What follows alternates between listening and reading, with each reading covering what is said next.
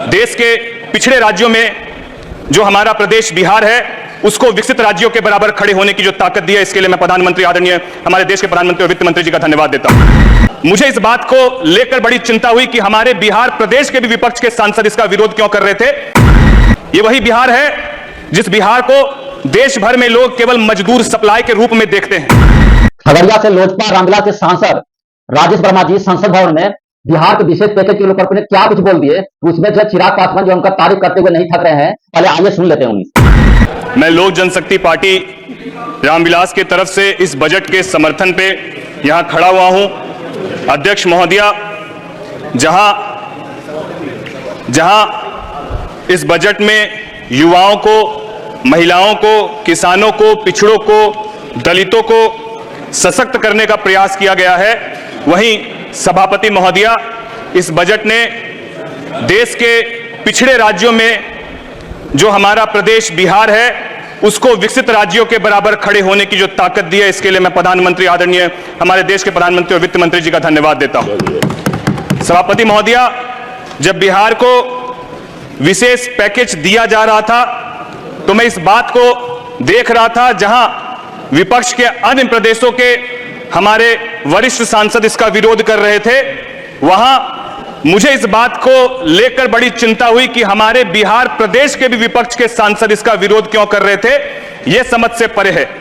सभापति महोदया, यह वही बिहार है जिस बिहार को देश भर में लोग केवल मजदूर सप्लाई के रूप में देखते हैं, और जब आज इस बिहार की परिभाषा बदल रही है, जब आज यह बिहार देश भर में अपनी एक अलग पहचान बनाने की उड़ान को लेकर आगे बढ़ रहा है और इस उड़ान को पंख देने का काम हमारे देश के प्रधानमंत्री और वित्त मंत्री कर रहे हैं, तो किस तरीके से विपक्ष के प्रदेश के हमारे विपक्ष के सांसद महोदय इसका विरोध कर रहे हैं। यह स्पष्ट करता है कि इनको बिहार से और बिहारियों से कोई लगाव नहीं है, इनको मतलब केवल और केवल राजनीति करने से है। इसीलिए ये बिहार के मिले हुए इस पैकेज का विरोध कर रहे हैं। सभापति महोदया, मैं आपके माध्यम से कहना चाहता हूं कि जिस तरीके से इस बजट में 2024-25 के लिए केंद्र सरकार के विभिन्न मंत्रालयों विभागों द्वारा महिलाओं के कल्याण और सशक्तिकरण के लिए 3.3 लाख करोड़ रुपए का आवंटित किया गया, जिस तरीके से विगत 10 वर्षों में 4 करोड़ पीएम आवास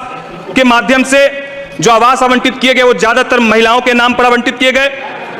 इस बजट में कृषि से संबंधित क्षेत्र के लिए लगभग 1.5 लाख करोड़ का आवंटन किया गया, जहां इस बजट में विशेष रूप से रोजगार कौशल प्रशिक्षण और एमएसएमई के माध्यम से युवाओं को न केवल स्किल डेवलपमेंट बल्कि उनको रोजगार से जोड़ने का काम किया गया। और सबसे सुखद कि इस बजट में प्रधानमंत्री जी के पैकेज के अंतर्गत 5वीं योजना के रूप में हमारी सरकार ने 506 कंपनियों में 5 वर्षों में 1 करोड़ युवाओं को इंटर्नशिप के लिए जो जोड़ने का व्यापक यह अभियान चलाया है, इसके लिए भी हम लोग धन्यवाद देते हैं हमारे यशस्वी प्रधानमंत्री जी का और वित्त मंत्री जी का। सभापति महोदया, मैं आपके माध्यम से केवल यही कहना चाहता हूं कि जहां ये बिहार जो नालंदा विश्वविद्यालय और विक्रमशिला विश्वविद्यालय के नाम से वहां से शिक्षा के जगत में पूरे विश्व भर में जाना जाता था, आज बीच के कुछ कालखंडों में 2000 के पहले की, मैं 2005 के पहले की यदि बात कहूं तो कुछ कालखंडों में यह देखा गया कि न केवल बिहार से लोग बाहर मजदूरी के लिए पलायन कर रहे थे बल्कि व्यापारी वर्ग भी बड़ी आबादी में पलायन कर रहा था। आज यह सौभाग्य है कि हमारे बिहार के माननीय मुख्यमंत्री नीतीश कुमार जी के नेतृत्व में और हमारे देश के यशस्वी प्रधानमंत्री जी के नेतृत्व में जिस तरीके से बिहार विकास की ओर अग्रसर हो रहा है, जिस तरीके से बिहार में पलायन रुक रहा है और उद्योग की संभावनाएं बढ़ रही है, बिहार को मिले इस विशेष पैकेज से न केवल एक्सप्रेसवे बनेंगे, न केवल एयरपोर्ट और अस्पताल बनेंगे, बल्कि उद्योगीकरण के लिए भी बिहार अब अपने आप को अग्रतर आगे बढ़ा रहा है। और जब उद्योग लगेंगे तो बिहार के लोग बिहार में ही रोजगार करेंगे। मैं साथ ही साथ सभापति महोदया आपके माध्यम से कहना चाहता हूं, विपक्ष के हमारे बहुत सारे साथी बार बार एक शब्द का इस्तेमाल कर रहे थे और वो शब्द हिंदुओं को हिंसक कहने की बात हो, चाहे वो प्रभु राम के बारे में कहने की बात हो। मैं सभापति महोदया, मैं बिहार से आता हूं, मां सीता की धरती से आता हूं और हम लोग प्रभु राम पर, पुरुषोत्तम प्रभु राम के दिए हुए बताए गए मार्गदर्शों पर चलने वाले हम लोग हैं। और मैं बता देना चाहता हूं, जो हिंदुओं को हिंसक कहते हैं, अगर आपको हिंदू और राम की परिभाषा जाननी है तो मैं सिर्फ 4 पंक्ति से आपको परिभाषा बताना चाहता हूं। शांतम शाश्वतम प्रमयम नघम निर्वाण शांति प्रदम ब्रह्मा शंभु फनिंद्रेशम निशम वेदांत वेगम विभुम रामाख्यम जगदीश्वरम सुरगुरुम माया मनुष्यम वंदे हरम रघुवरम भूपाल चूड़ामणिम। इसका अर्थ है कि हमारे प्रभु श्री राम शांत है, सनातन है, सभी को साथ लेकर चलने वाले हैं। और यही परिभाषा हमारे प्रभु राम की है और यही परिभाषा हिंदू की है। हिंदू हिंसक नहीं है, हिंदू शांत है और बिहार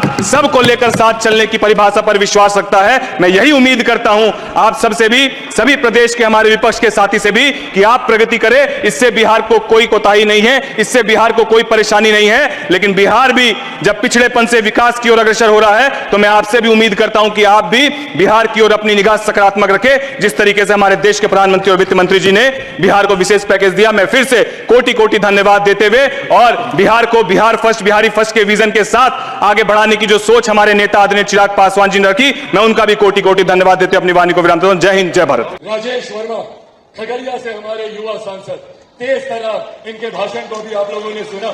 किस खूबसूरती से इन्होंने राष्ट्रकवि रामधारी सिंह दिनकर जी की रश्मि गति की पंक्तियों को कितनी खूबसूरत से इन्होंने आप सबके सामने रखने का काम किया। ये वो शिक्षा है जो आपकी कार्यशैली को और मजबूत करने का काम करती है। ये वो जानकारी है जो आप लोगों की समस्या का समाधान रखने की क्षमता रखती है। ऐसे में मुझे उम्मीद ही नहीं, पूरा विश्वास है, इन्होंने अपने संबोधन में जिक्र किया खगड़िया का, जहां खगड़िया मेरे नेता, मेरे पिता आदरणीय रामविलास पासवान जी की जन्मभूमि रही है, तो वहीं मेरी भी भूमि रही है। आज भी मैं इन्हीं का वोटर हूं, इन्हीं को वोट करने में भी खगड़िया शहर बनने जाता हूं। तो ऐसे में राजेश वर्मा जब सदन में अपनी बातों को रखेंगे तो ये उन युवाओं का प्रतिनिधित्व करेंगे जो बिहार के युवा आज भी बिहार छोड़कर दूसरे प्रदेशों में जाने के लिए मजबूर होते हैं। तो ऐसे युवा जिनको अपने राज्य में अवसर नहीं मिलते, उनकी उम्मीदों को, उनकी आकांक्षाओं को पूरा करने का काम राजेश वर्मा करेंगे। मैं चाहता हूं एक बार जोरदार ताली से आप लोग राजेश वर्मा का भी यहाँ पर स्वागत करें। यहाँ पर मौजूद मैंने अनुभव का भी जिक्र किया। 2 बार की हमारी सांसद, वैशाली से हमारी सांसद आदरणीय वीणा देवी जी का भी आप लोग जोरदार ताली से आप लोग यहाँ पर स्वागत करें। साथियों, कई लोगों ने कई सवाल मुझ पर उठाए जब टिकटों का वितरण हुआ। कई अपनों ने भी सवाल उठाए और बाहर के लोग तो अक्सर सवाल उठाने का काम करते हैं।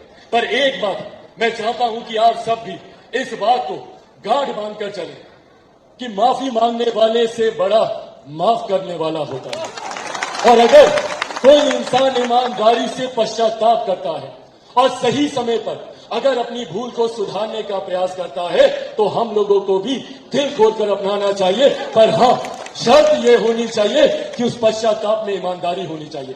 शर्त यह होनी चाहिए कि समय रहकर आपको अपनी भूल को सुधारना होगा। जब सारी परिस्थितियां खूबसूरत हो जाए उसके बाद अगर अब कोई दरवाजे पर आए तो उनके लिए लोक जनशक्ति पार्टी रामविलास के दरवाजे हमेशा हमेशा के लिए बंद है। ये बात भी हम लोग को स्पष्ट रखनी चाहिए। ऐसे में वीणा जी ने जिस तरीके से पार्टी के साथ बुरे दिनों से ही पार्टी को पुनः मजबूती देने का काम किया और पार्टी के साथ ईमानदारी से इन्होंने पार्टी को दोबारा खड़ा करने में अपना योगदान दिया। मैं चाहता हूं एक बार जोरदार ताली से आप लोग वीणा जी का भी यहां पर स्वागत करें।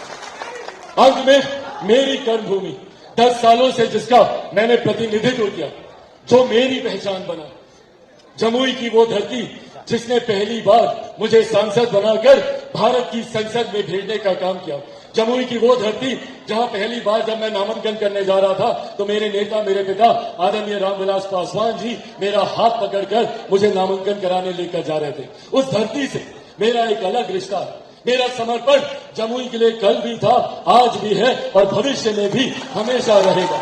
ऐसे में मेरे लिए ये बहुत बड़ी दुविधा की बात थी कि जिस धरती ने मुझे 10 सालों तक एक सांसद के तौर पर मुझे पहचान देने का काम किया, मेरे बाद मैं चाहता था कि मेरा कोई अपना ही उस जगह का प्रतिनिधित्व करे। जिस तरीके से एक सांसद नहीं, बेटा बनकर मैंने हमेशा जमुई में काम करने का प्रयास किया, उसी भावना के साथ कोई जमुई के आगे लेकर जाने का कार्य करे। ऐसे में सर्वसहमति से पार्टी ने भी ये फैसला लिया और हाँ, मेरे जीजा जी अरुण भारती जी को हम लोगों ने वहां से चुनाव लड़ाने का काम किया और मुझे खुशी है कि जमुई की जनता ने भी वही प्यार, वही आशीर्वाद अरुण भारती जी को देने का काम किया। नमस्कार, मैं हूं धर्म कुमार और आप देख रहे हैं पूर्वैया टाइम्स। अभी आप सुन रहे थे लोजपा सांसद जो खगड़िया के सांसद हैं राजेश वर्मा जी क्या कुछ कह रहे थे बजट के ऊपर में।